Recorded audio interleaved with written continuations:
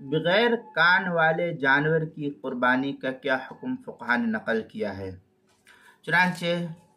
جس جانور کے پیدائشی طور پر، جس جانور کا کان پیدائشی طور پر نہ ہو تو اس کی قربانی درست نہیں ہوگی، اس لیے کہ یہ عیب دار شمار کیا گیا ہے جانور۔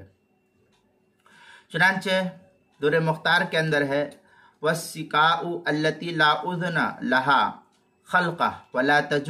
تَجُوزُ مَقْطُوعُ أَحْدِ الْأُذْنَيْنِ بِكَمَالِهَا وَالَّتِي لَهَا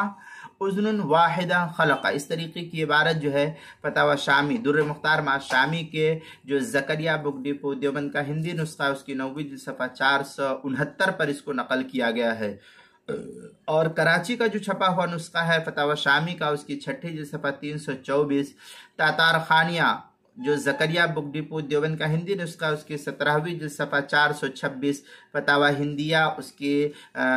5ویں جلد صفحہ 297، جامع الفتاوی اس کی 4تھی جلد صفحہ 407، کتاب المسائل اس کی 2ری جلد صفحہ 317 پر اس کو نقل کیا گیا ہے۔